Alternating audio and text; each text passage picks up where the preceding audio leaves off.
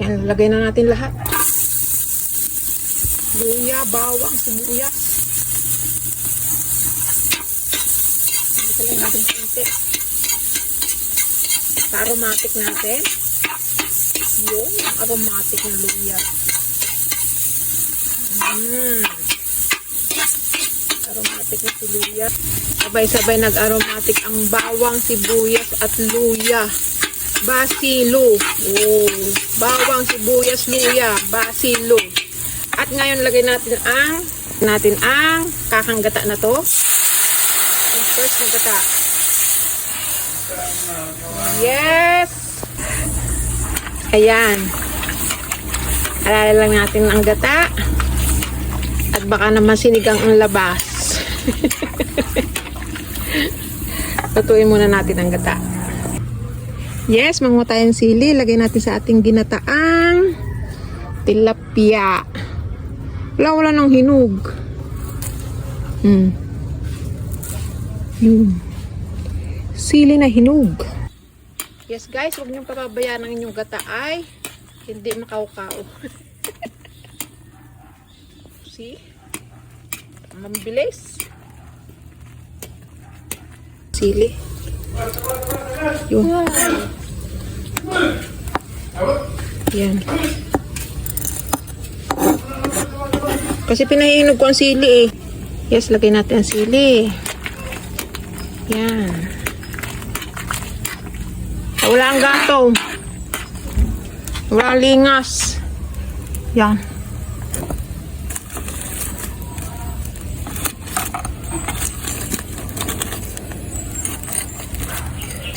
Hula.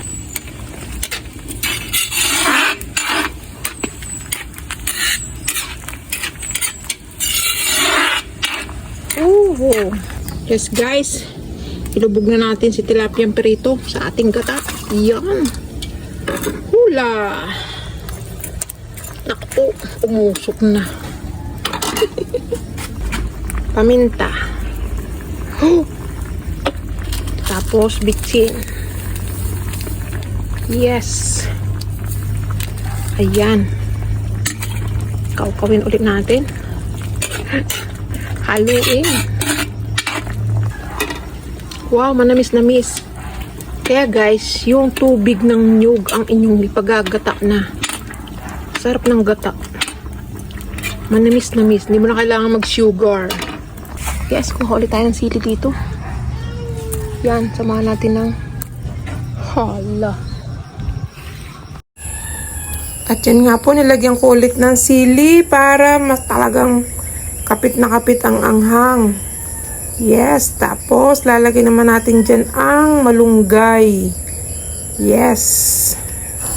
Yes, bula ka na. At ngayon, lagay na natin ang malunggay. Wow, daming malunggay. Yummy, yummy. Yes. Tabi-tabi lang natin yung isda para hindi siya madurog. See? Lapot na siya.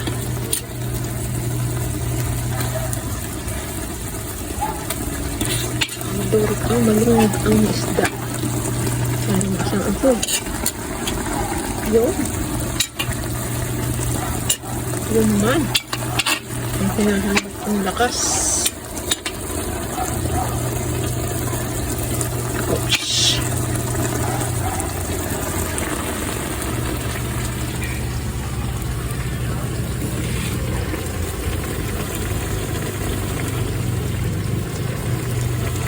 Yes guys, thanks for watching. Panama na sa malunggay. Sa ginataan ng mga tilapia. Wow. Masiramon.